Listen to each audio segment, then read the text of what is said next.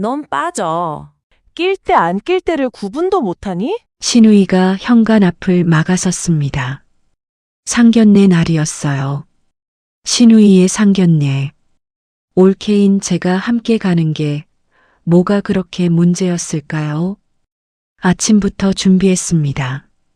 단정하게 차려입고 혹시 인사드릴 일이 있을까 싶어 작은 선물까지 챙겼어요.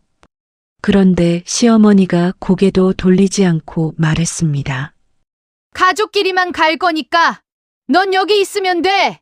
낮고 담담한 목소리였어요. 화를 낸 게 아니었습니다. 설명할 필요도 없다는 톤이었죠. 마치 처음부터 당연한 일인 것처럼. 이 집에서 20해를 살았지만 이유를 들어본 적은 한 번도 없었거든요. 문이 닫히고 저는 현관에 서 있었습니다. 구두를 신은 채로 한참을 그렇게 서 있었어요. 그 순간 전화가 울렸습니다. 시어머니가 가방을 두고 나가셨더라고요. 가방이나 가져와. 가방을 들고 한참을 내려다봤습니다. 그러다 서랍을 열었어요. 몇 년 전 누군가 녹음 좀 해두라고 했을 때 사놓고 한 번도 쓰지 못한 작은 녹음기. 가방 안쪽에 밀어 넣었습니다. 그리고 그날 밤 녹음기에서 흘러나온 얘기들을 듣는 순간 숨이 멎었습니다.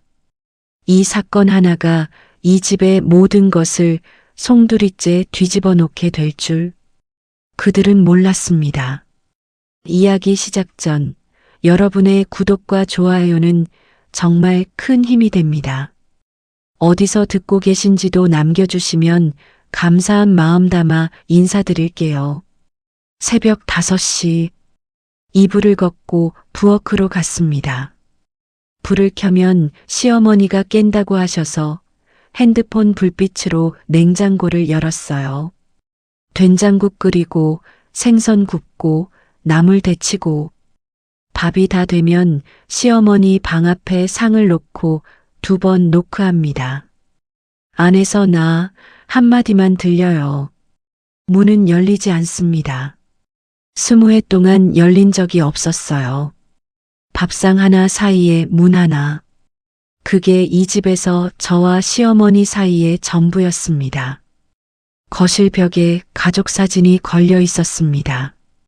시어머니 칠순 때 찍은 거예요. 시어머니 가운데, 오른쪽에 남편, 왼쪽에 시누이 혜란. 저도 있긴 했어요. 맨 끝에 절반이 잘려 있었습니다. 팔꿈치부터 밖으로 나가 있었죠. 처음 걸렸을 때는 가슴이 아팠는데 이젠 눈길도 가지 않았습니다. 그런데 그 사진 옆에 작은 액자가 하나 더 있었어요. 시누이가 절친과 찍은 사진이었습니다. 그 자리에 그 크기로 시어머니가 직접 올려둔 거였어요. 있는데 없는 사람. 그게 이 집에서 저였습니다. 남편 준혁 씨가 출근하면서 부엌을 지나갔습니다. 밥 먹어. 그 한마디를 등 뒤에 두고 현관문을 나갔어요. 저는 대답 대신 식탁을 닦았습니다. 닦을 게 없었는데요. 손이 그냥 움직이더라고요. 오래된 버릇이었습니다. 시누이가 시어머니에게 전화한 모양이었어요. 거실까지 시어머니 목소리가 들렸습니다. 걔 아직 거기 있어? 시어머니의 대답. 응, 어디 가겠어. 제 이름은 나오지 않았습니다. 이 집에서 제 이름이 불린 적이 언제였는지 기억이 나지 않았어요. 시누이는 저를 걔라고 불렀습니다.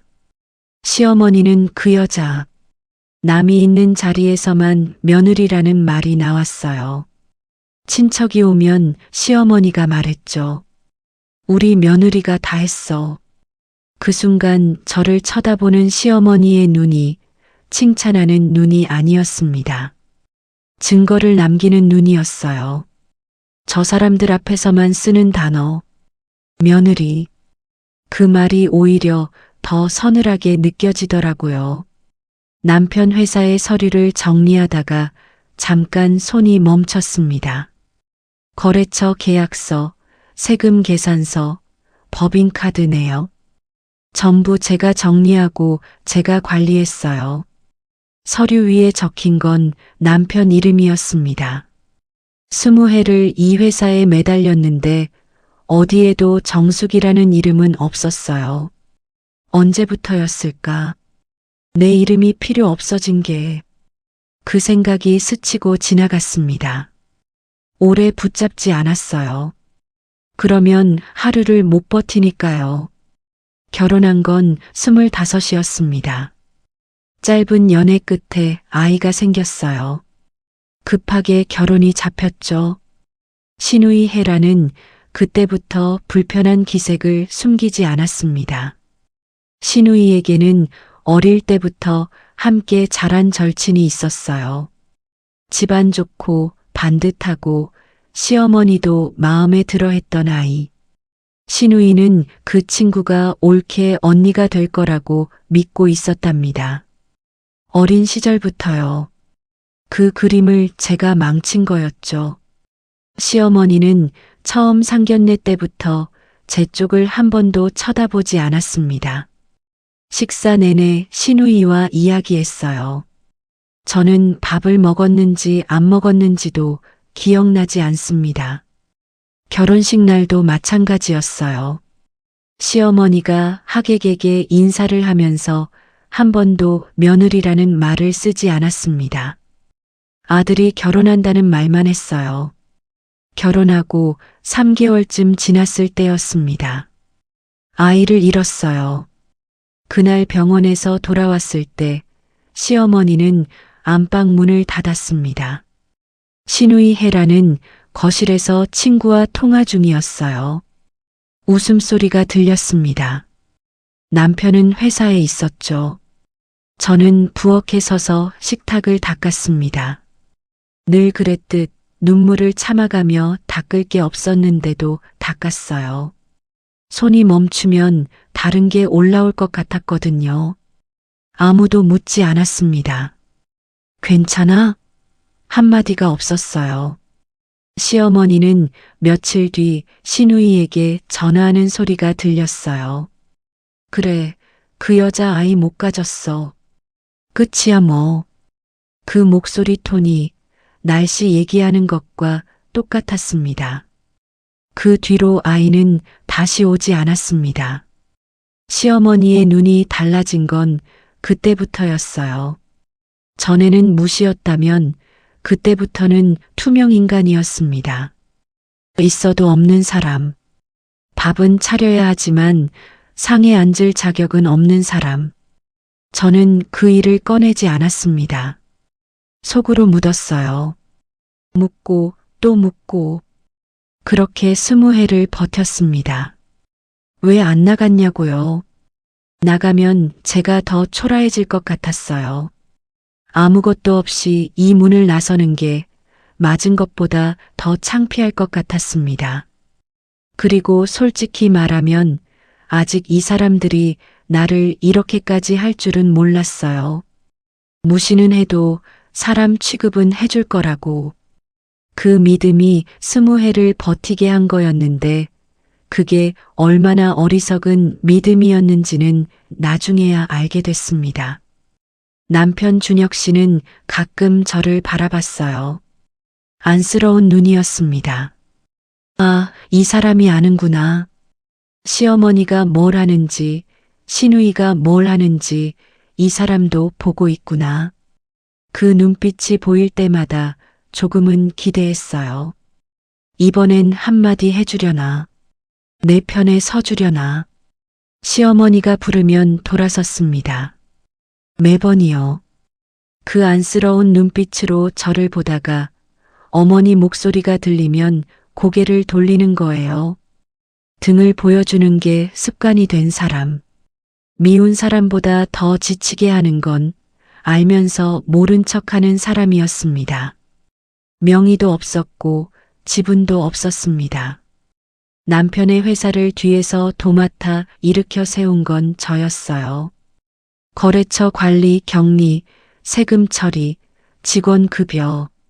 사장 부인이 아니라 사실상 격리 부장이었죠. 새벽에 시어머니 밥 차리고, 낮에는 회사 일하고, 저녁에는 다시 시어머니 밥상을 차렸습니다. 그런데 회사에서도 이 집에서도 정숙이라는 이름은 어디에도 없었어요. 매년 생일이면 문자가 하나 왔습니다. 수가 생일 축하해. 밥 한번 먹자. 한 해도 빠진 적 없었어요. 옛날 같은 회사에서 일하던 동료였습니다.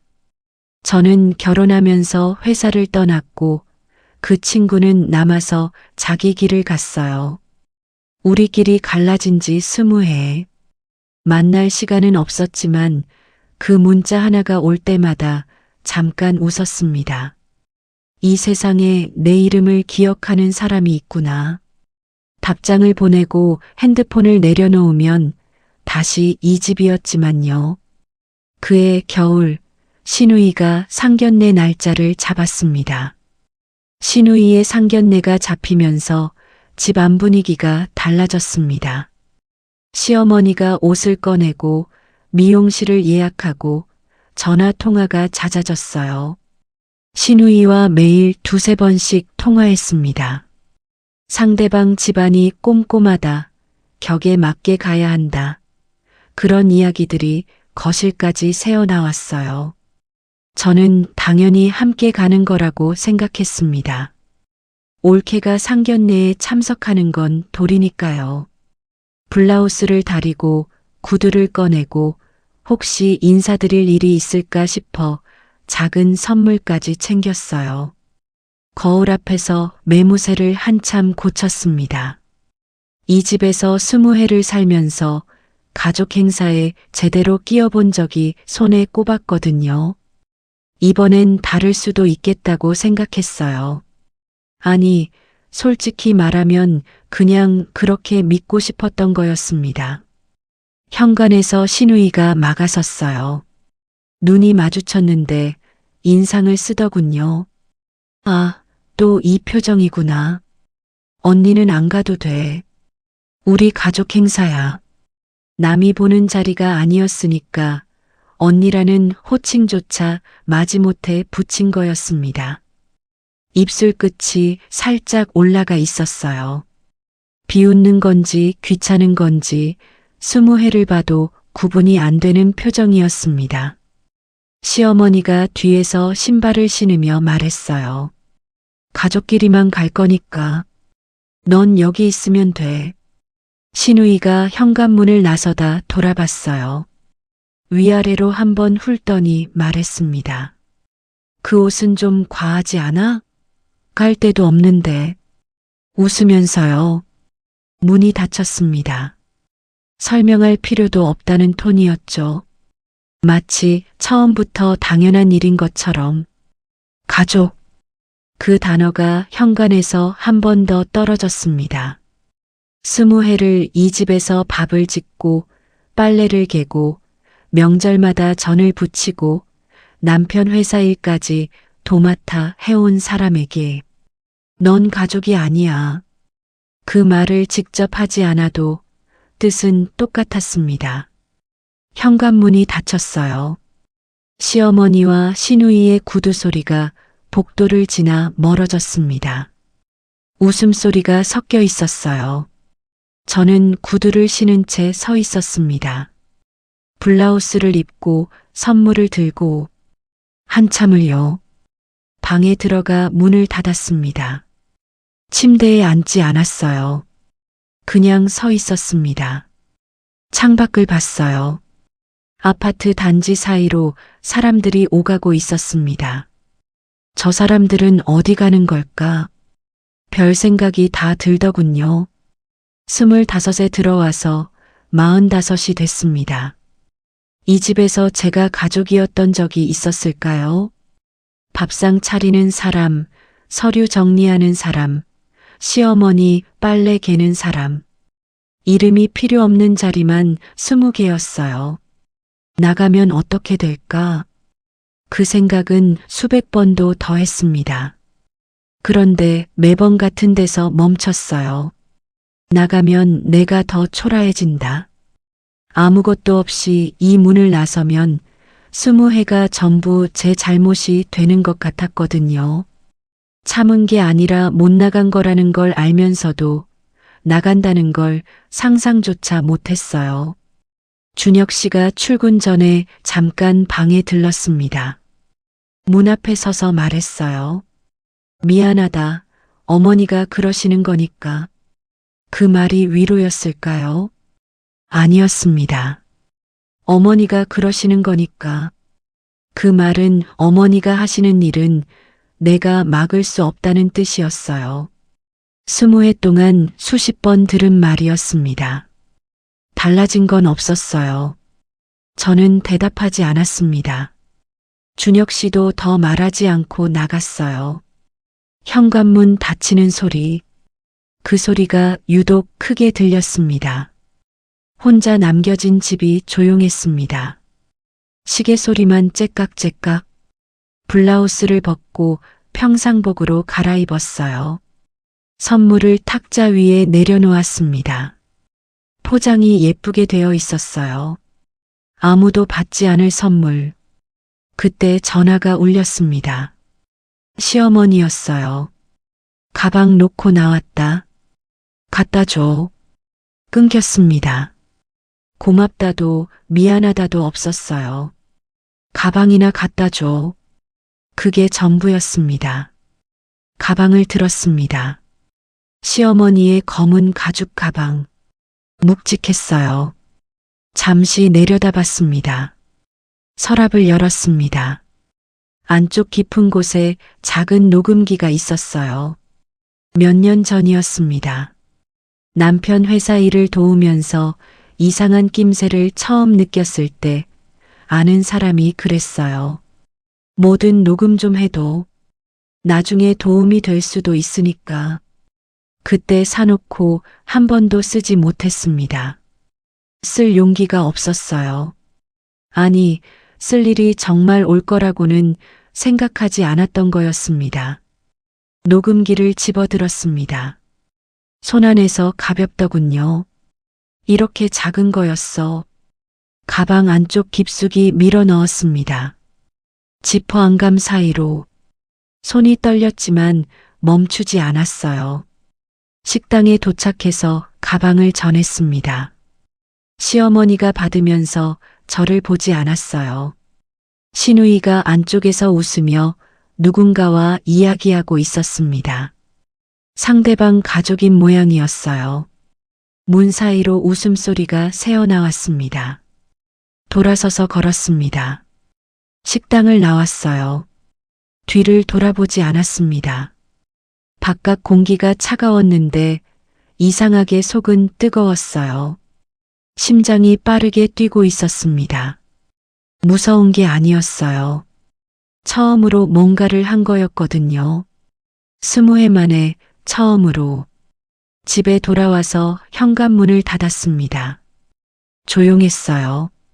시어머니도 시누이도 없는 집. 이 집에서 혼자인 게 이렇게 고요한 건 처음 알았습니다. 소파에 앉았다가 일어서고 부엌에 갔다가 나오고 가만히 있지를 못하겠더라고요. 심장이 아직도 빠르게 뛰고 있었어요. 녹음기를 넣고 온 그 순간이 자꾸 떠올랐습니다. 후회가 아니었어요. 돌이킬 수 없는 걸 해버렸다는 그 감각이었습니다. 핸드폰을 꺼내 들었습니다. 받은 문자함을 열었어요. 수가 생일 축하해. 밥 한 번 먹자. 올해도 어김없이 온 문자. 수진이었습니다. 답장을 안 한 게 벌써 2달이었어요. 수진이 20해 전 같은 회사에서 일하던 동료였습니다. 저보다 3달 먼저 입사했었어요. 점심시간마다 같이 밥 먹고 야근할 때 컵라면 나눠 먹고 그러다 제가 결혼하면서 회사를 그만뒀습니다. 아이가 생겨서 급하게 결혼이 잡혔고 시어머니가 며느리가 밖에서 일하는 꼴은 못 본다고 했거든요. 수진이가 송별회 때 울었어요. 저는 안 울었습니다. 그때는 결혼하면 다 잘 될 거라고 생각했으니까요. 저는 결혼해서 이 집에 들어왔고 수진이는 남아서 자기 길을 갔습니다. 나중에 들으니 기자가 됐다더군요. 우리끼리 갈라진 게 20해 전이었어요. 만날 시간은 없었지만 수진이는 한 해도 빠지지 않고 생일 문자를 보내왔습니다. 제가 답장을 안 해도 늦게 해도 짧게 해도 수가 밥 먹자 그 한 줄이 매년 왔어요. 문자를 보내다 멈췄습니다. 손가락이 자판 위에서 한참 머물렀어요.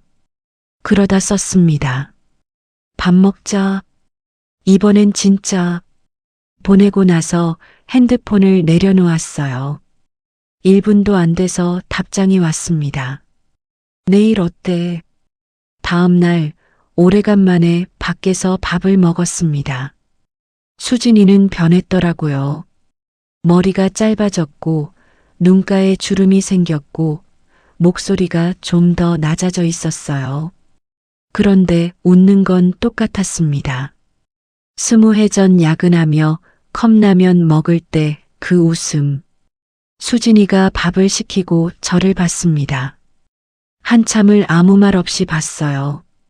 숟가락도 들지 않고 그냥 제 얼굴을 들여다보더군요. 너 많이 힘들었지. 그 한마디에 코끝이 시큰해졌습니다. 20해 동안 아무도 묻지 않았던 말이었어요. 괜찮아? 힘들어? 그런 말을 들어본 적이 없었습니다. 시어머니도 시누이도 남편도 아무도요. 대답을 못했어요. 고개를 숙였습니다. 수진이가 더 묻지 않았어요. 밥이 나올 때까지 조용히 앉아 있었습니다. 그 침묵이 어떤 위로보다 따뜻했어요. 밥을 먹으면서 이런저런 이야기를 했습니다. 수진이가 지금 뭘 하는지는 묻지 않았어요. 그냥 옛날 얘기, 회사 다닐 때 얘기, 내가 가지 않은 길의 이야기를 듣고 싶었는데 막상 앞에 앉으니까 그냥 같이 있는 것만으로 충분하더라고요. 헤어질 때 수진이가 말했습니다. 수가 아무 때나 연락해. 진짜 아무 때나. 눈이 진지했어요. 그 눈빛을 오래 기억했습니다. 그해 가을부터 시누이가 집에 자주 왔습니다. 전에는 한 달에 한두 번이었는데 상견례 이후로 일주일에 두세 번씩 들렀어요. 올 때마다 시어머니와 거실에 앉아서 오래 이야기했습니다. 저는 부엌에 있었어요. 문이 열려 있으니까 소리가 다 들렸습니다. 들으려고 한 게 아니에요. 그냥 들렸어요. 시누이의 절친. 그 사람 이야기가 매번 나왔습니다. 걔 요즘 어때? 아직 결혼 안 했대. 이번에 만나봤는데 여전하더라. 시누이의 목소리가 그 친구 얘기를 할 때만 한 톤 올라갔어요. 좋아하는 거였습니다. 진심으로. 어릴 때부터 옳게 언니가 될 거라고 꿈꿔온 친구. 시누이에게 그 친구는 단순한 절친이 아니었어요. 자기가 그려놓은 가족의 한 자리였습니다. 시어머니가 맞장구를 쳤어요. 그 집 딸이 참 반듯해. 우리 준혁이한테 딱인데. 그 말이 거실에서 부엌까지 또렷하게 들렸습니다. 저는 설거지를 하고 있었어요. 접시를 놓는 손에 힘이 들어갔습니다. 남편에게 직접 말하는 것도 들었어요. 시어머니가 전화로 거실에서 아무렇지 않게 준혁아, 그 집 딸이 아직 결혼 안 했대. 아가씨가 연락처 받아놨으니까 한번 만나봐. 시어머니 목소리에 감정이 없었습니다. 사무적이었어요. 마치 거래처에 전화하듯이 준혁 씨가 전화를 끊고 저를 봤습니다. 부엌문에 기대서 있더군요. 어머니가 그냥 그러시는 거야. 또 그 말이었어요. 묻고 싶었습니다. 그냥 그러시는 거면 왜 당신은 아무 말도 안 해?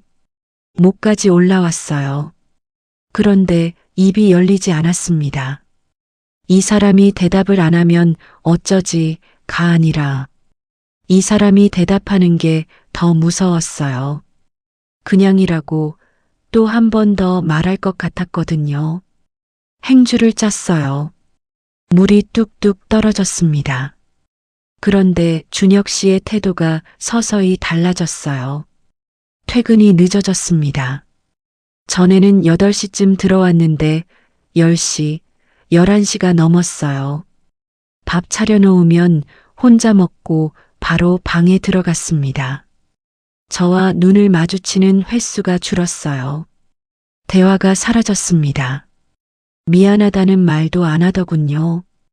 그 미안하다가 없어지니까 오히려 더 무서웠어요. 미안하다는 건 적어도 자기가 뭘 하는지 아는 사람의 말이거든요. 그마저 없어졌다는 건 이 사람이 이미 결정을 내린 거 아닐까? 신우이가 저에게 직접 전화한 적이 있었습니다. 드문 일이었어요. 언니, 남이 들을 수 있는 상황이었나 봐요. 목소리가 얇았습니다. 오빠 요즘 힘들어 하거든. 언니가 좀 눈치 있게 해줘. 오빠가 편하게 지낼 수 있게. 제가 물었어요. 그게 무슨 뜻이야? 신우이가 잠깐 조용하더니 말했습니다. 언니가 모를 리 없잖아. 끊겼어요. 알면서도 모른 척하는 남편이 모르면서 잔인한 신우이보다 더 힘들었습니다. 신우이는 처음부터 저를 가족으로 여기지 않았으니까 차라리 명확했어요. 미울 수 있었습니다. 준혁 씨는 아는 사람이었어요. 알면서 돌아서는 사람. 그게 가장 지치게 하는 거였습니다. 그 즈음이었어요. 회사 서류를 정리하다가 숫자가 맞지 않는 걸 발견한 게 처음엔 제가 실수한 줄 알았습니다. 격리 업무를 도맡아 한 게 15년이 넘었지만 사람이 실수할 수도 있으니까요. 거래처 한 곳의 입금 내역이 장부와 달랐어요. 금액이 작지 않았습니다. 확인하려고 계산서를 뒤졌는데 계산서 자체가 없었어요. 발행이 안 돼 있었습니다. 그 달만 그런 게 아니었어요. 석 달치를 대조해 봤더니 같은 패턴이 반복되고 있었습니다. 입금은 있는데 계산서가 없거나 계산서는 있는데 실제 거래가 확인되지 않는 건들. 전부 최근 3개월 안에 집중돼 있었어요. 준혁 씨에게 물었습니다. 이 거래 내역 좀 이상한데 확인해 볼까? 준혁 씨가 서류를 힐끗 보더니 말했어요. 내가 신경 쓸 일 아니야. 처음 듣는 단호한 톤이었습니다. 전에는 고마워, 확인해봐, 그랬거든요. 그런데 이번에는 쳐다보지도 않고 서류를 가져갔어요. 이상했습니다. 불안했어요. 그런데 뭐가 이상한 건지 정확히 집어낼 수가 없었습니다. 그냥 숫자가 안 맞는 것일 수도 있고, 제가 모르는 거래가 있을 수도 있고, 확신이 없으니까 더 무서웠어요. 법인카드도 제 이름이었어요. 거래처와 직접 소통하다 보니 편의상 제 이름으로 카드를 만들었습니다. 남편이 시키는 대로 한 거였어요. 세금 계산서 발행도 거래처 계약서 연대보증도 마찬가지였습니다. 그때는 의심하지 않았어요. 가족이니까. 서류를 복사하기 시작했습니다. 처음엔 정말 불안해서였어요. 뭔가 잘못되고 있는 것 같은데 나한테 아무도 말해주지 않는 느낌. 그 느낌이 커질수록 손이 움직였습니다. 거래 내역, 세금 계산서, 법인카드 사용 내역. 하나씩 복사해서 USB에 넣었어요. 서랍 안쪽, 녹음기 옆에 넣어뒀습니다. 나중엔 불안을 넘어서 본능이었습니다. 왜 이걸 모으는지 스스로도 설명을 못했어요. 그냥 언젠가 필요할 것 같았습니다. 이 집에서 20해를 살면서 배운 게 하나 있었어요. 말로 하는 건 아무것도 증명하지 못한다는 것. 남는 건 서류뿐이라는 것. 어느 날 신우이가 집에 와서 시어머니와 이야기하고 있었습니다. 저는 부엌에서 저녁 준비를 하고 있었어요. 목소리가 낮았습니다. 평소보다 작게 말하고 있었어요. 그런데 부엌과 거실 사이 문이 반쯤 열려 있었고 소리가 생각보다 또렷하게 들렸습니다. 서류 정리는 걔가 다 하잖아. 나중에 걔 앞으로 돌려놓으면 되지. 신우이의 목소리였습니다. 걔, 또 걔. 시어머니가 물었어요. 준혁이는? 신우이가 대답했습니다. 오빠도 알아. 행주가 손에서 떨어졌습니다. 소리가 났는지 안 났는지 모르겠어요. 가만히 서 있었습니다. 머릿속이 하얘졌어요. 서류를 걔 앞으로 돌려놓는다. 준혁 씨도 안다. 그 두 문장이 뱅글뱅글 돌았습니다. 전모는 몰랐습니다. 파편만 들은 거였어요. 뭘 하려는 건지, 왜 그러는 건지 정확히는 알 수 없었습니다. 확신이 없었어요. 확신이 없는 게 확신이 있는 것보다 더 무서웠습니다. USB에 그날 서류를 한 번 더 백업했어요. 손이 떨렸습니다. 녹음기 옆에 나란히 넣어두고 서랍을 닫았습니다. 닫으면서 생각했어요. 이걸 열게 되는 날이 올까? 안 오면 좋겠다고 생각했습니다. 진심으로. 그때까지는 그냥 불안이었습니다. 진짜 무서운 건 그 불안이 전부 맞았다는 걸 알게 된 밤이었어요. 상견례가 끝난 밤이었습니다. 시어머니와 시누이가 늦게 돌아왔어요. 현관문이 열리면서 웃음소리가 들렸습니다. 잘 됐나 봐요. 시누이 목소리가 들떠 있었어요. 엄마, 상대방 어머니가 우리 집안 마음에 든다고 하셨대. 시어머니가 낮게 웃었습니다. 당연하지. 저는 부엌에 있었어요. 밥상을 차려놨습니다. 시어머니가 거실을 지나가면서 말했어요. 밥 됐어? 네. 나. 그게 전부였습니다. 상견례가 어땠는지, 상대방 집안이 어떤 사람들인지, 시누이가 기분이 좋은지 아무것도 묻지 않았어요. 물을 자격이 없으니까요. 가족이 아니니까. 시어머니가 씻으러 들어갔습니다. 욕실 물소리가 들렸어요. 시누이는 자기 방에서 전화를 하고 있었습니다. 절친에게 전화하는 것 같았어요. 웃음소리가 문 너머로 새어나왔습니다. 저는 시어머니 방으로 갔습니다. 가방이 침대 위에 놓여 있었어요. 심장이 뛰기 시작했습니다. 문 쪽을 한번 봤어요. 욕실 물소리가 이어지고 있었습니다. 가방 지퍼를 열었어요. 안감 사이를 더듬었습니다. 손끝에 작고 단단한 것이 닿았어요. 녹음기. 그대로 있었습니다. 꺼내서 주머니에 넣었어요. 가방 지퍼를 다시 닫고 방을 나왔습니다. 복도를 걸을 때 다리가 후들거렸어요. 내 방에 들어와 문을 잠갔습니다.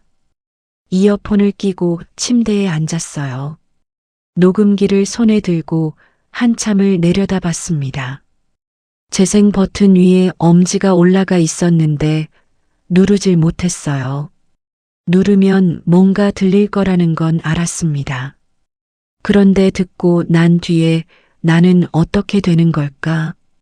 그 생각이 손을 멈추게 했어요. 눌렀습니다. 처음엔 잡음이었어요.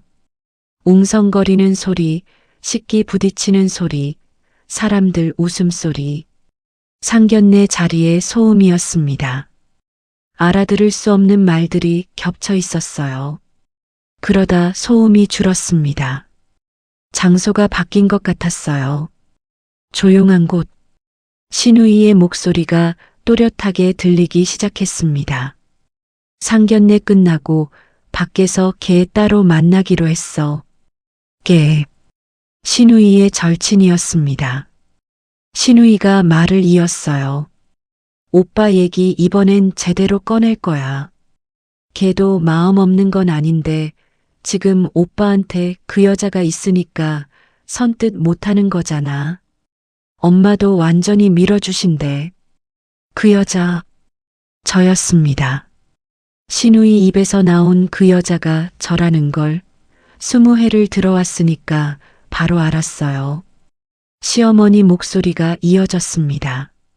낮고 차갑고 사무적이었어요. 감정이 없었습니다. 그 여자, 이번엔 깨끗이 정리해. 회사 쪽만 잘 마무리하면 돼. 그 여자, 시어머니 입에서 나온 그 여자. 20회 동안 이 호칭의 출처가 어디인지 짐작은 하고 있었습니다. 그런데 시어머니의 목소리로 직접 듣는 건 처음이었어요.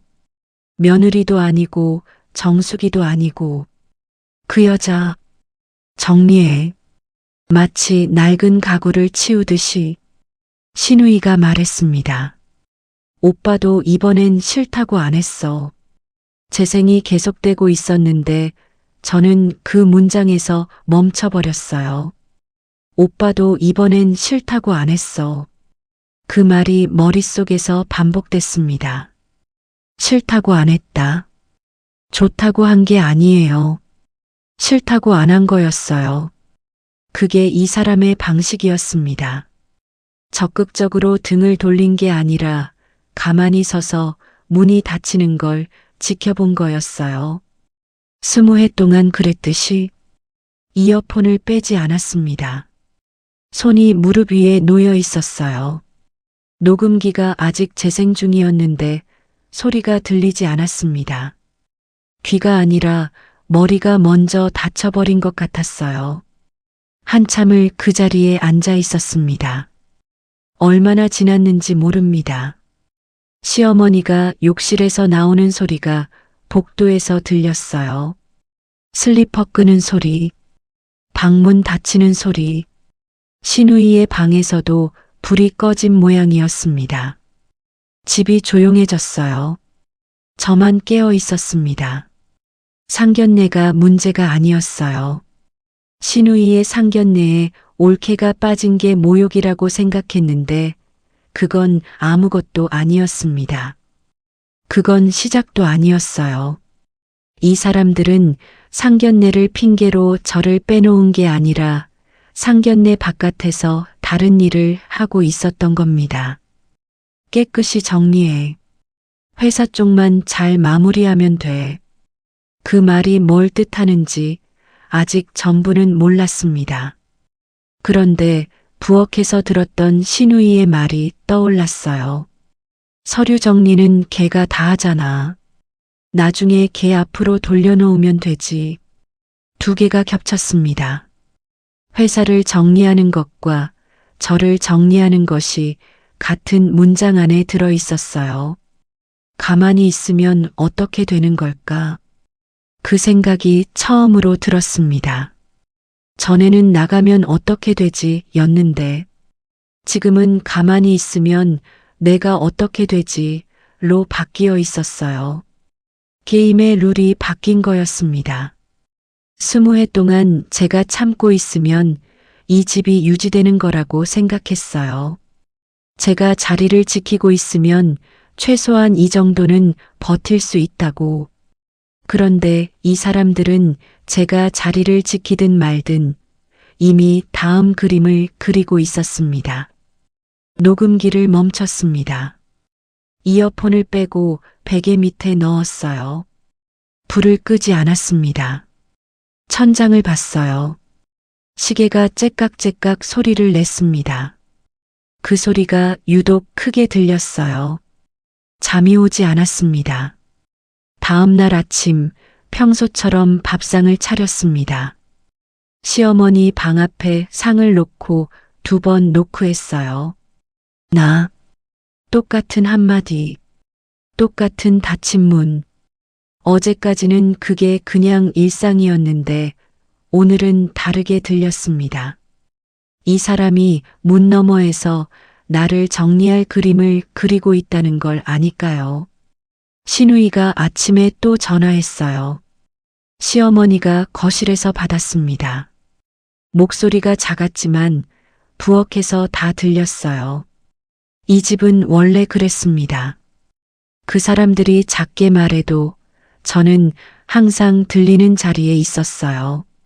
신우이 목소리가 들떠 있었습니다. 어제 걔 만났거든. 오빠 얘기 꺼냈더니 완전 싫다는 건 아니더라. 다만 지금 상황이 좀 그렇잖아. 정리가 되면 생각해 볼 수 있다고. 정리가 되면 시어머니가 낮게 말했습니다. 됐어. 그 여자 쪽은 내가 할 테니까. 아가씨는 그 집 딸만 잘 잡아. 저는 싱크대 앞에 서 있었어요. 수도꼭지를 틀지 않고 서 있었습니다. 시어머니가 내가 할 테니까 라고 말했어요. 20회 동안 직접 나서는 법이 없던 사람이 해란을 시키고 준혁 씨를 움직이고 뒤에서만 줄을 당기던 사람이 이번엔 내가 한다고 했습니다.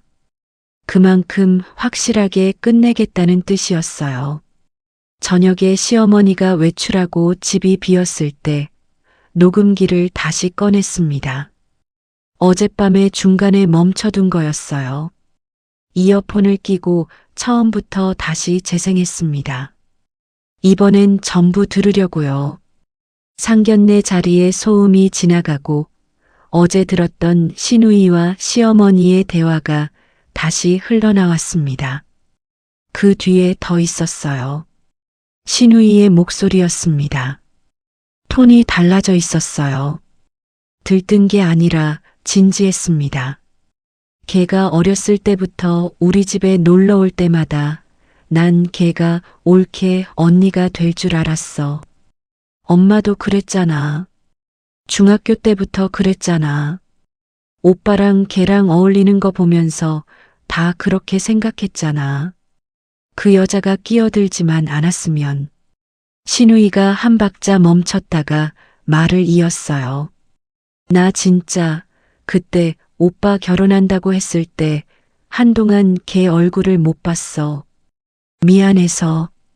내가 오빠한테 소개시켜준다고 해놓고 갑자기 다른 여자가 나타나서 결혼한다니까.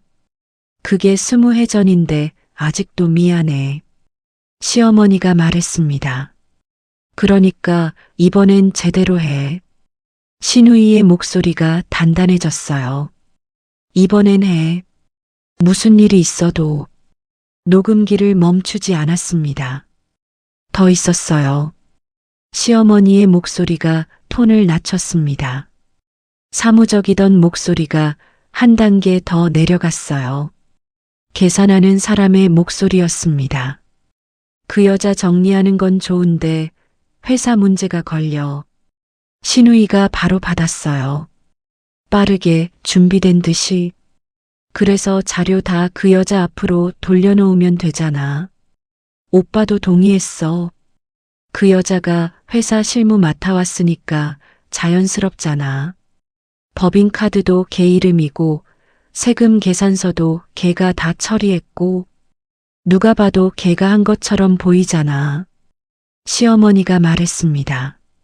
준혁이가 확실히 동의한 거야? 신우이. 오빠한테 말했더니 이번엔 알았어. 만하더라. 시어머니. 됐어 그게. 그 말이 끝나고 잠시 침묵이 있었습니다. 녹음기에서 숟가락 소리가 났어요. 차를 마시는 소리인 것 같았습니다. 아무렇지 않게 방금 며느리의 인생을 정리하는 계획을 말해놓고 차를 마시고 있었어요. 녹음이 끝났습니다. 이어폰을 빼지 않았어요. 빈소리가 귀에서 윙윙거렸습니다. 20해 동안 이 집에서 밥을 짓고 빨래를 개고 회사 서류를 정리하고 명절마다 전을 부치고 그 모든 시간이 한꺼번에 떠올랐습니다. 법인카드가 제 이름이었어요. 세금 계산서를 제가 처리했어요. 거래처 계약서에 연대보증인으로 제 도장이 찍혀 있었어요. 전부 제가 한 거였습니다. 남편이 시키면 하고 회사에 필요하다면 하고 도장 찍으라면 찍었어요. 의심하지 않았습니다. 가족이니까. 그런데 그게 덫이었어요. 제 손으로 제 덫을 만들고 있었던 겁니다. 나중에 뭔가 터지면 서류 위에 남는 이름은 전부 정숙. 준혁이라는 이름은 어디에도 없을 거였어요. 시어머니가 설계하고 시누이가 실행하고 준혁 씨가 승인했습니다. 20회의 결론이 이거였어요. 서재에 갔습니다. 불을 켜고 서류함을 열었어요. 3개월 전부터 이상하다고 느꼈던 거래 내역을 다시 펼쳤습니다. 녹음 내용과 대조하기 시작했어요. 입금은 있는데 계산서가 없는 건 실제로는 존재하지 않는 거래에 대한 돈이었습니다. 그 돈이 어디로 갔는지 추적하니까 준혁 씨 개인 계좌와 연결되는 흐름이 보였어요. 법인 자금을 개인으로 빼돌린 거였습니다. 그런데 서류상으로는 그 자금 이동을 처리한 사람이 저였어요. 법인카드 명의가 저, 계산서 발행자가 저, 격리장부를 쓴 사람이 저.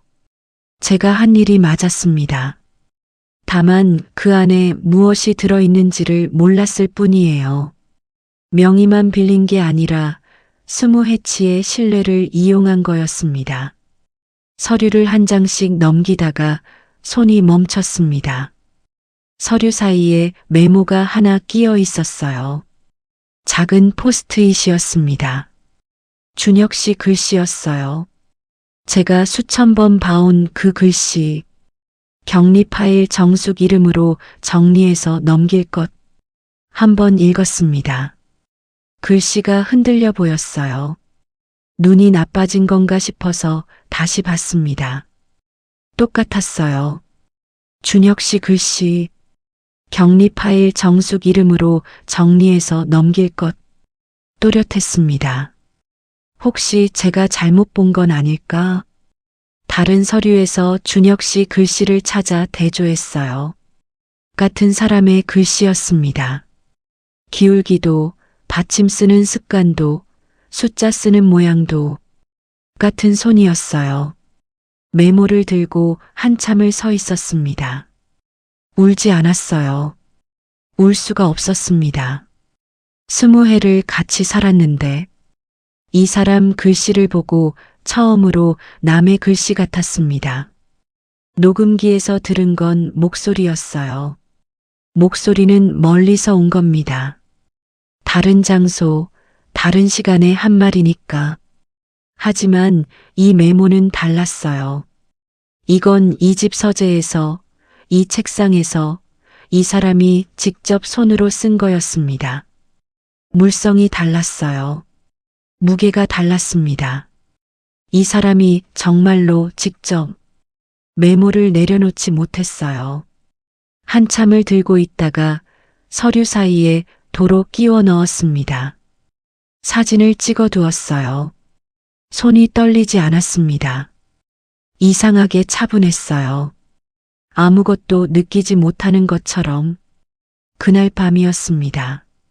부엌 싱크대 앞에 서 있었어요. 수도꼭지를 틀었습니다. 물이 흘렀어요. 끄지 않았습니다. 분노가 올 줄 알았는데 오지 않았어요. 대신 허탈함이 왔습니다. 바닥부터 차오르는 것 같았어요. 발끝에서 시작해서 무릎을 지나고 가슴까지 올라왔습니다. 숨이 막히는 건 아닌데 숨을 쉬고 싶지 않은 느낌. 그런 거였어요. 스무해가 이거였구나.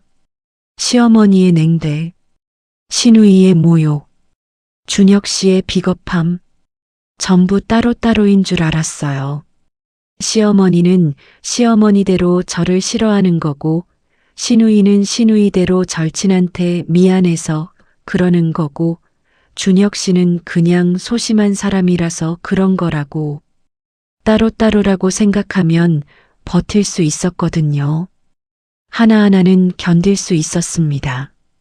그런데 전부 하나였어요. 처음부터 하나의 그림이었습니다. 시어머니가 그리고 신우이가 색칠하고 준혁 씨가 액자에 넣었어요. 그 그림 안에 저는 없었습니다. 처음부터 물소리가 계속 흘렀어요. 끄지 않았습니다. 그 소리가 집안의 다른 모든 소리를 지웠어요.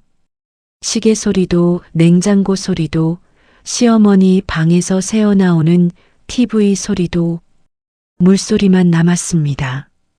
과거가 떠올랐습니다.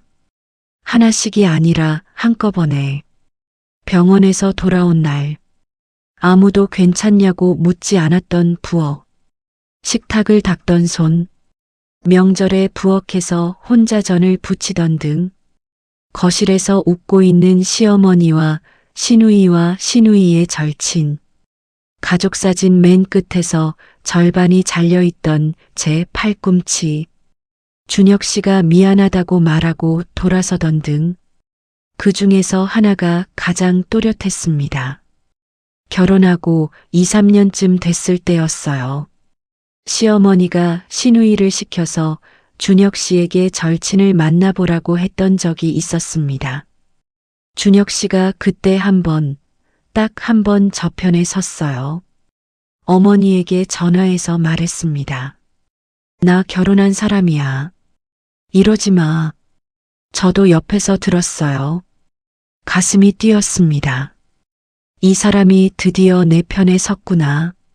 며칠 뒤 신우이가 왔어요. 시어머니와 오래 이야기했습니다. 그 다음날 준혁 씨가 달라져 있었어요. 눈을 마주치지 않았습니다. 뭐가 어떻게 된 건지 묻지 않았어요. 묻지 않아도 알았으니까요. 돌아간 거였습니다. 그 뒤로 준혁 씨는 다시는 시도하지 않았어요. 알면서 한 번밖에 안 싸워준 사람. 그게 스무해 전이었습니다.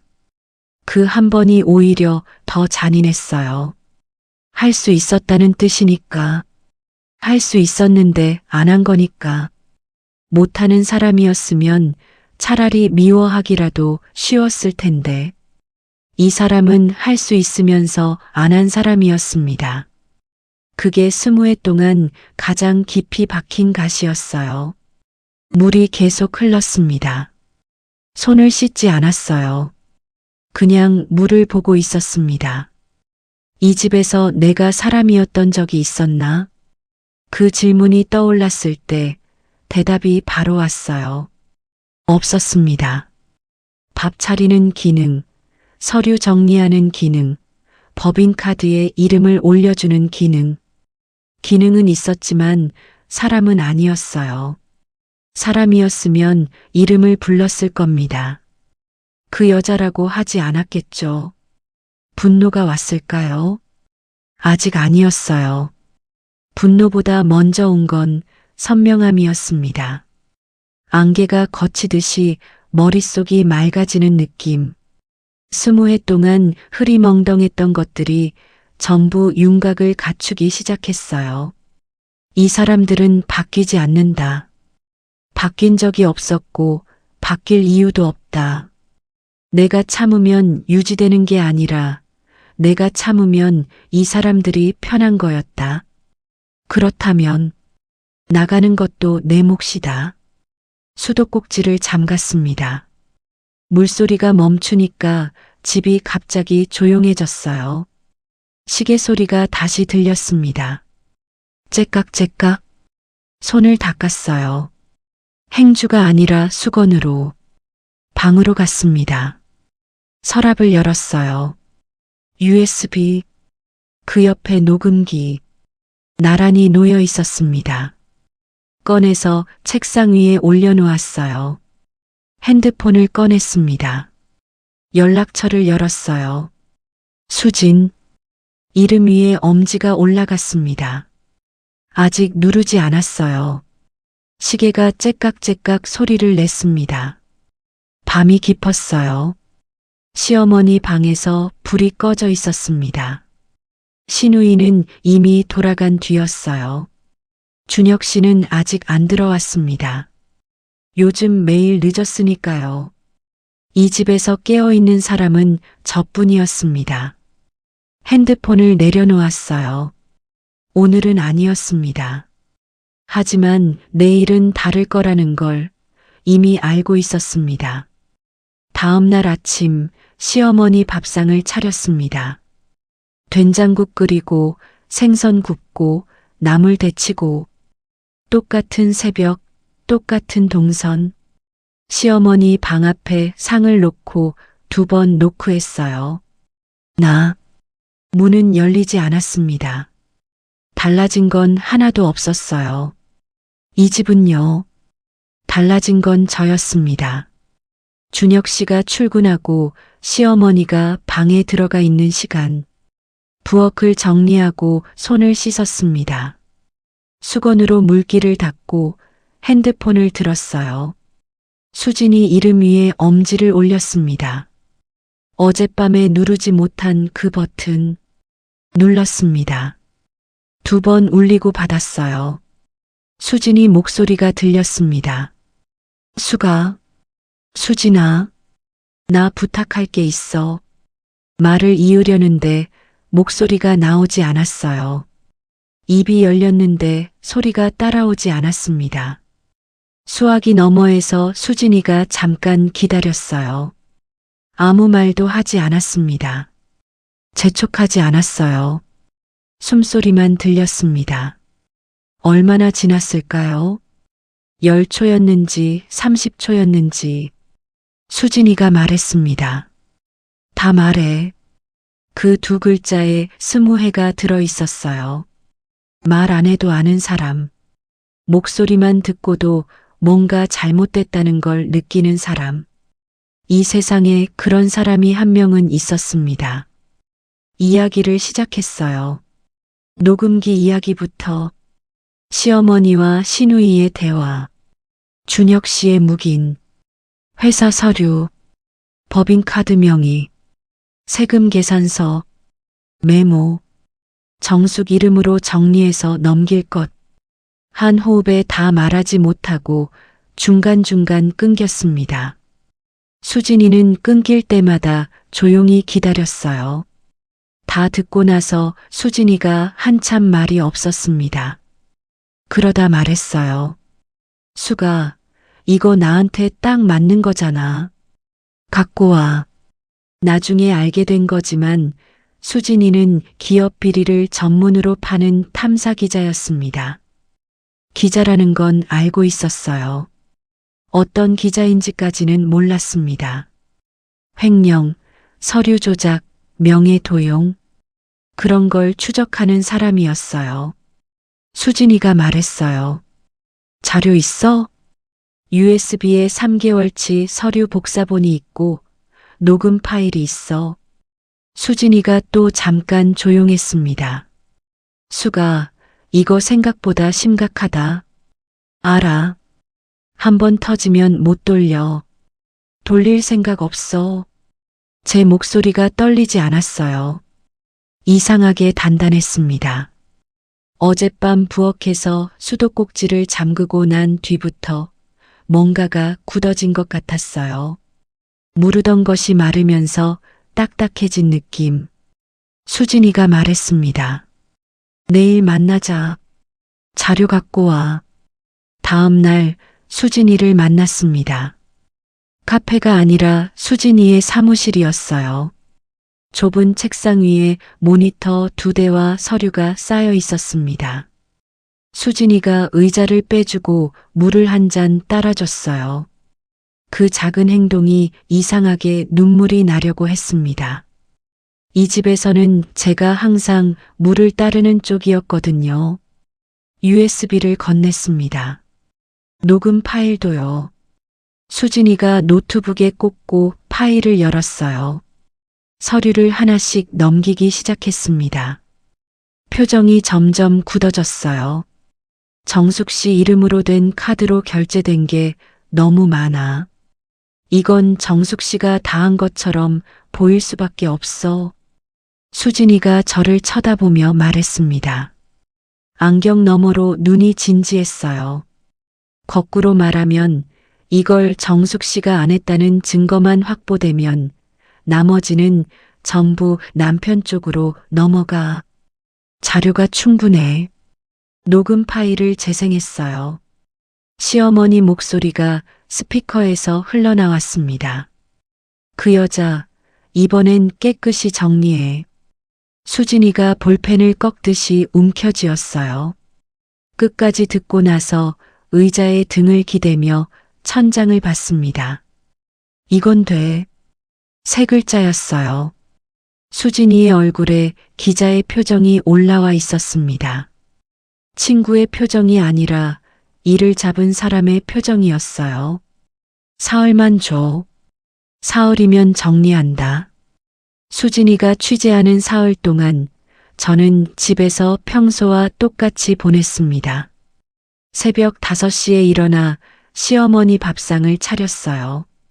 된장국 끓이고 생선 굽고 나물 데치고 방 앞에 놓고 2번 노크. 문은 열리지 않았습니다.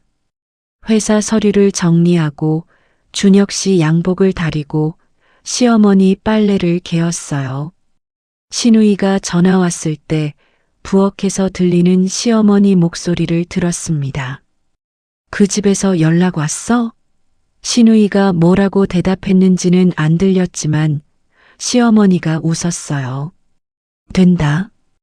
이번엔 된다. 기분 좋은 목소리였습니다. 저는 설거지를 하고 있었어요. 접시를 닦으며 생각했습니다.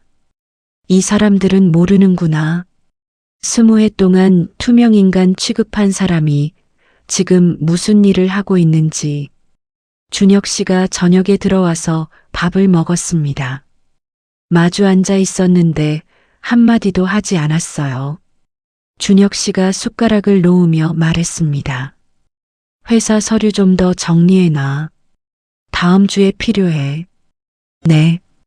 대답하고 그릇을 치웠어요. 준혁 씨가 제 얼굴을 한번 봤습니다. 뭔가를 느꼈는지 잠깐 시선이 멈추더군요. 하지만 묻지 않았어요. 이 사람은 원래 묻지 않는 사람이니까요. 사흘이 지났습니다. 수진이에게서 문자가 왔어요.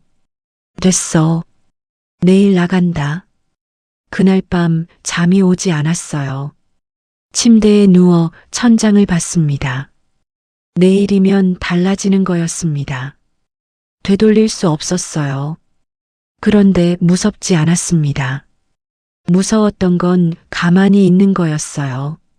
가만히 있으면 제가 범죄자가 되는 거였으니까요. 기사가 나갔습니다. 아침이었어요. 핸드폰으로 확인했습니다. 수진이가 보내준 링크를 눌렀어요. 제목이 떴습니다. 중소기업 법인자금 횡령 의혹, 배우자 명의 도용 정황. 회사 이름, 준혁 씨 이름, 신우이 이름. 전부 실명이었습니다. 정숙이라는 이름은 피해자로 적혀 있었어요. 20해 만에 제 이름이 어딘가에 제대로 올라간 거였습니다. 시어머니가 가장 먼저 알았습니다. 아침 밥상을 놓고 노크했는데 이번에는 문이 열렸어요. 시어머니가 핸드폰을 들고 서 있었습니다. 얼굴이 하였어요. 20해 동안 본 적 없는 표정이었습니다. 시어머니의 입이 열렸어요. 야, 정수가. 처음이었습니다. 이 집에서 시어머니가 제 이름을 부른 게 20해 동안 그 여자, 넌 한 번도 정숙이라고 부른 적이 없었어요. 처음으로 제 이름이 시어머니 입에서 나왔는데 그게 이런 상황이었습니다. 이게 무슨 짓이야? 대답하지 않았어요. 시어머니의 눈을 봤습니다. 20해 동안 저를 투명인간 취급하던 그 눈이 지금은 저를 똑바로 보고 있었어요. 그런데 이상하게 아무것도 느껴지지 않았습니다. 화도, 통쾌함도, 슬픔도. 그냥 이 사람의 눈이 이렇게 생겼었구나. 처음 보는 것 같았어요. 돌아서서 부엌으로 갔습니다. 시어머니가 뒤에서 뭐라고 했는데 듣지 않았어요. 시어머니가 전화를 걸기 시작했습니다. 신우이에게, 준혁 씨에게 번갈아 가며 목소리가 점점 높아졌어요. 20해 동안 낮고 사무적이던 그 목소리가 갈라지고 있었습니다. 점심때쯤 시어머니가 부엌으로 왔어요. 제가 설거지를 하고 있었습니다. 시어머니가 뒤에 서서 말했습니다. 얘야, 이럴 거 없잖아. 우리가 얘기하면 되잖아. 얘야, 그 여자도 아니고 걔도 아니고. 얘야. 20해 만에 처음 듣는 호칭이었습니다. 시어머니 목소리가 떨리고 있었어요. 설거지하는 손을 멈추지 않았습니다. 대답하지 않았어요. 시어머니가 한 발짝 더 다가왔습니다. 얘야, 엄마가 잘못했어. 내가 잘못했어. 엄마. 이 집에서 저한테 엄마라는 말을 쓴 적이 있었던가요? 기억이 나지 않았습니다. 수도꼭지를 잠그고 수건으로 손을 닦았어요. 돌아봤습니다. 시어머니의 눈이 젖어 있었어요. 아무 말도 하지 않았습니다. 시어머니 옆을 지나 부엌을 나갔어요. 뒤에서 시어머니가 서 있는 게 느껴졌지만 돌아보지 않았습니다. 신우이는 그날 오후에 알았습니다. 집에 오지 않았어요. 전화가 왔습니다. 시어머니가 거실에서 받았어요. 신우이 목소리가 수화기 너머로 새어나왔습니다. 울고 있었어요. 엄마, 걔네 집에서 연락 왔어. 안 된대. 파혼이래. 시어머니가 한참 말이 없었습니다. 신우이가 계속 울었어요.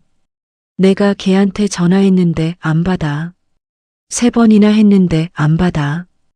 4번째에 받았는데 혜란아 우리 집에서 안 된대 미안해. 그러고 끊었어. 신우이가 공들여온 그림이 한 통의 전화로 끝난 거였어요. 어릴 때부터 옳게 언니로 꿈꿔온 절친이 전화 한 번으로 선을 그었습니다. 집안 좋고 반듯한 그 절친의 집에서 기사에 이름이 오른 집안과는 사돈을 맺을 수 없다고 한 거였어요. 신우이에게서 제 핸드폰으로 전화가 왔습니다. 받지 않았어요. 문자가 왔습니다. 언니나 혜란이야 전화 좀 받아줘. 언니. 20해 동안 남이 보는 자리에서만 마지못해 쓰던 그 호칭. 걔, 그 여자, 얘, 저 여자. 그렇게 부르던 사람이. 언니, 제발. 2번째 문자. 언니 제발 한 번만 통화하자. 3번째. 언니 나 잘못했어 제발. 읽고 핸드폰을 내려놓았습니다. 1시간쯤 지났을 때 초인종이 울렸어요. 열지 않았습니다. 다시 울렸습니다. 3번째에 문 너머에서 목소리가 들렸어요. 언니, 나야. 혜란이야. 문 좀 열어줘. 언니. 20해 동안 남이 보는 자리에서만 마지못해 쓰던 그 호칭이 문 너머에서 떨리고 있었습니다. 열지 않았어요. 신우이가 문 앞에서 말했습니다. 언니, 나 진짜 잘못했어. 내가 너무 심했어. 제발 한 번만 얘기 좀 하자. 목소리가 갈라지고 있었어요. 울고 있었습니다. 저는 방에서 가방에 옷을 넣고 있었습니다. 신우이의 목소리가 문 너머로 계속 들렸어요. 언니, 나 여기 있을게. 열어줄 때까지 여기 있을게. 옷을 한 벌 더 넣었습니다. 지퍼 소리가 났어요. 문 밖이 조용해졌습니다.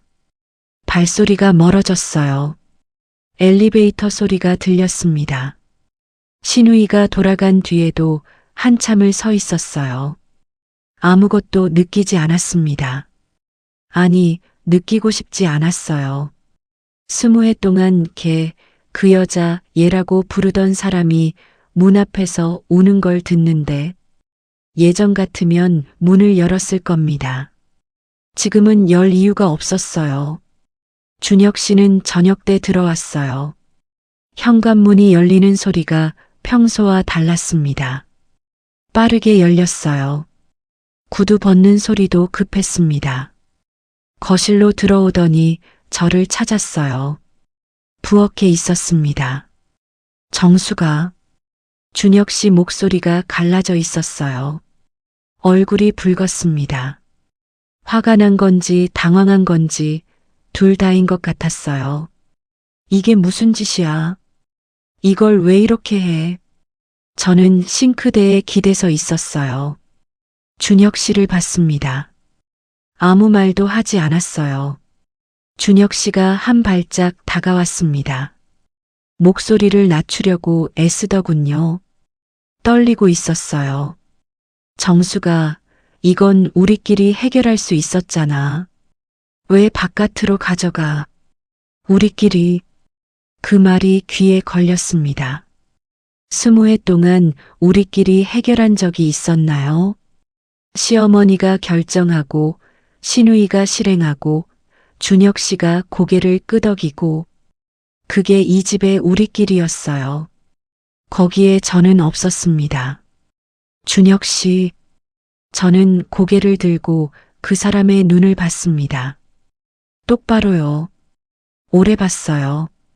준혁 씨의 표정이 변했습니다. 화에서 불안으로, 불안에서 두려움으로, 제가 이런 눈으로 자기를 본 적이 없었으니까요. 20해 동안 저는 항상 눈을 먼저 내렸거든요.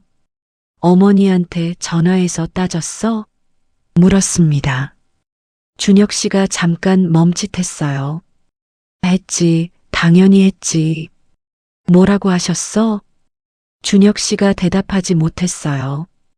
입이 열렸다 닫혔습니다. 그 모습을 보는데 차갑게 웃음이 나왔어요.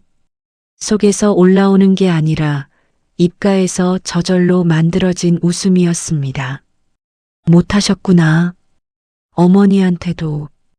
준혁 씨의 눈이 흔들렸어요. 정수가 잠깐만. 나 이야기할 게 있어. 이야기? 20해 동안 할 수 있었잖아. 준혁 씨가 손을 뻗었어요. 제 팔을 잡으려고 한 발짝 물러섰습니다. 준혁 씨의 손이 허공에 멈췄어요. 그 한 발짝. 20해 동안 한 번도 물러서지 않았던 사람이 처음으로 물러선 한 발짝이었습니다. 준혁 씨가 말했어요. 내가 잘못했어. 알아. 다 내 잘못이야. 제발. 알면서 왜 그랬어? 준혁 씨가 대답하지 못했어요. 입이 열렸다 닫혔습니다. 눈이 젖기 시작했어요. 내가 제일 무서운 사람이었어. 미운 사람보다 알면서 모른 척하는 사람이. 준혁 씨가 고개를 숙였습니다. 어깨가 떨렸어요. 울고 있었습니다. 20해 동안 이 사람이 우는 걸 본 적이 없었어요. 그런데 이상했습니다. 20해 전이었으면 제가 먼저 다가갔을 거예요. 괜찮아, 알았어, 그만해. 그랬을 겁니다. 지금도 눈이 따뜻해지려고 했어요. 올라오려고 했습니다. 그런데 멈췄어요. 올라오다가 어디쯤에서 그냥 멈춰버렸습니다. 나와야 할 것 같은데 나오지 않았어요. 돌아섰습니다. 방으로 갔어요. 문을 닫았습니다. 뒤에서 준혁 씨가 서 있는 게 느껴졌지만 따라오지 못했어요. 방에 들어가서 옷장을 열었습니다. 큰 캐리어는 꺼내지 않았어요. 작은 가방 하나. 그걸로 충분했습니다. 20해를 살았는데 챙길 게 이것뿐인가 싶을 수도 있겠지만 이 집에서 제 것이었던 게 원래 많지 않았어요. 옷 몇 벌을 넣었습니다. 세면도구, 핸드폰 충전기, 서랍에서 USB를 꺼내 주머니에 넣었어요. 녹음기는 이미 수진이에게 건넨 뒤였습니다. 옷장 안쪽에 작은 상자가 있었어요. 20해 전 결혼하면서 이 집에 들어올 때 가져온 거였습니다. 안에는 별것 없었어요. 옛날 회사 사원증, 수진이랑 찍은 사진 한 장, 시집 오기 전에 쓰던 수첩. 그 상자를 가방에 넣었습니다. 이 집에 들어오기 전에 정수기가 거기 있었거든요. 짐을 싸는 동안 시어머니가 방 앞에 왔어요. 노크는 하지 않았습니다. 문 너머에서 서성이는 슬리퍼 소리가 들렸어요. 왔다 갔다, 왔다 갔다. 한참을 그러더니 문을 열었습니다. 시어머니가 문턱에 서서 가방을 봤어요. 짐을 싸고 있는 저를 봤습니다. 시어머니의 입이 움직였어요. 아가, 이러지 마. 아가. 시어머니 입에서 나온 그 말이 이 집에서 20해 동안 한 번도 들어본 적 없는 말이었습니다. 그 여자, 넌 얘야. 순서대로 올라가더니 아가까지 온 거였어요.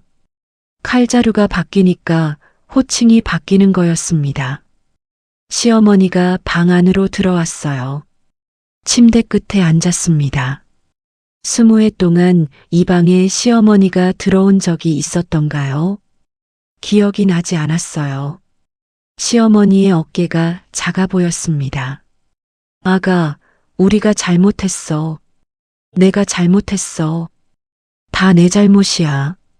시어머니의 목소리가 떨리고 있었어요. 눈가가 젖어 있었습니다. 처음 보는 표정이었어요. 이 사람이 이런 표정을 지을 수 있었구나. 저는 가방 지퍼를 잠그고 있었습니다. 손을 멈추지 않았어요. 시어머니가 말을 이었습니다. 내가 너한테 못한 게 많아. 알아. 그런데 이렇게까지 할 거 없잖아. 가족끼리 이러면 안 되잖아. 가족. 그 단어가 또 나왔어요. 상견례 날 현관에서 넌 가족이 아니야 라고 했던 그 입에서 지금은 가족끼리 이러면 안 된다고. 지퍼를 다 잠갔습니다. 가방을 들고 일어섰어요. 시어머니를 봤습니다. 시어머니의 눈을 봤어요. 20해 동안 저를 보지 않았던 그 눈이 지금은 저를 붙잡으려고 하고 있었습니다. 아무 말도 하지 않았어요. 시어머니 옆을 지나 문을 열고 나갔습니다. 뒤에서 시어머니가 빈 방에 앉아 있는 게 느껴졌어요. 돌아보지 않았습니다. 복도를 지나 현관으로 갔습니다. 구두를 신었어요. 상견례 날 아침에 꺼냈던 그 구두가 아니라 편한 운동화였습니다. 멀리 걸어가야 하니까요. 현관 옆에 작은 탁자가 있었어요. 서류와 열쇠가 놓여 있는 곳. 그 위에 우편함이 있었습니다. 왼손을 내려다봤어요. 반지가 끼워져 있었습니다. 20해 전에 낀 거였어요. 빼본 적이 없었습니다. 손가락이 부어서 한참을 돌려야 했어요. 조금씩 조금씩 마디를 넘기니까 빠졌습니다. 손가락에 반지 자국이 패여 있었어요. 스무해치의 자국. 반지를 잠시 들여다봤습니다. 작고 얇았어요. 급하게 결혼이 잡히면서 고른 반지라 비싼 것도 아니었어요. 그런데 묵직했습니다. 손바닥 위에서 우편함 뚜껑을 열었어요. 반지를 놓았습니다. 금속이 바닥에 닿는 소리가 났어요. 딩! 작고 또렷한 소리. 스무해의 종결음이었습니다. 뚜껑을 닫았어요. 엘리베이터 버튼을 눌렀습니다. 기다리는 동안 복도가 조용했어요. 시어머니 방 쪽에서 아무 소리도 나지 않았습니다. 엘리베이터가 도착했어요. 문이 열렸습니다. 들어섰어요. 가방 하나를 든 채로 문이 닫히면서 안쪽 거울에 제 얼굴이 비쳤습니다. 멈춰서 봤어요. 오래 봤습니다.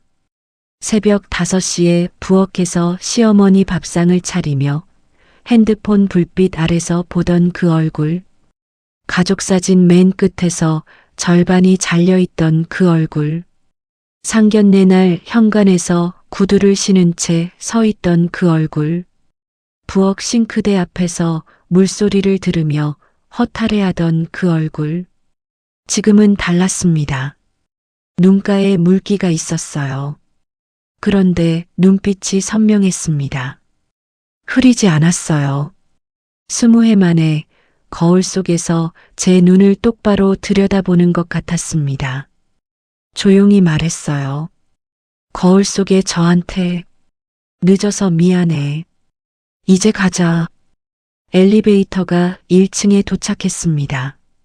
문이 열렸어요. 걸어 나갔습니다.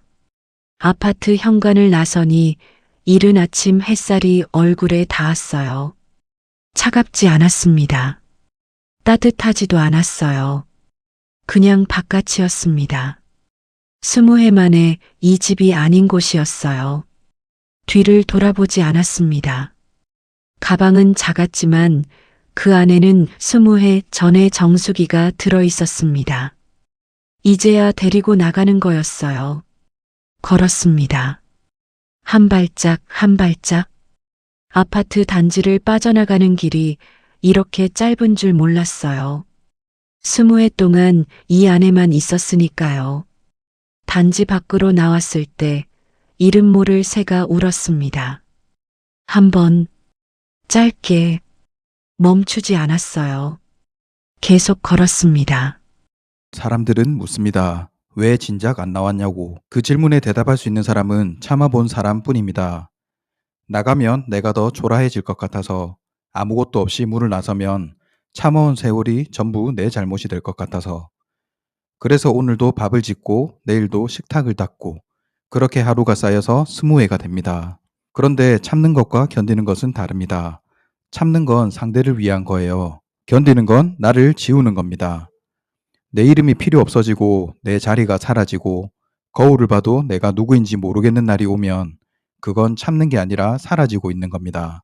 정숙 씨는 늦었다고 했어요. 늦어서 미안하다고. 하지만 저는 이렇게 생각합니다. 늦은 게 아닙니다. 준비가 된 거예요. 20회가 걸렸지만 그 시간이 없었으면 문을 나설 수도 없었을 겁니다. 나가는 게 용기가 아닙니다. 나가야 한다는 걸 아는 게 용기예요. 그리고 그걸 알기까지 얼마가 걸리든 그건 그 사람의 시간입니다. 누구도 대신 재촉할 수 없어요. 혹시 지금 이름이 필요 없는 자리에 서 계신 분이 있다면 이 이야기가 작은 거울 하나가 됐으면 좋겠습니다. 거울 속에서 자기 얼굴을 들여다보는 것, 거기서부터 시작이니까요. 이 이야기가 마음에 닿으셨다면 구독과 좋아요 부탁드립니다. 그리고 댓글로 여러분의 마음을 나눠주세요. 한 줄이면 됩니다. 그 한 줄이 같은 마음을 안고 있는 누군가에게는 정말 큰 울림이 되니까요.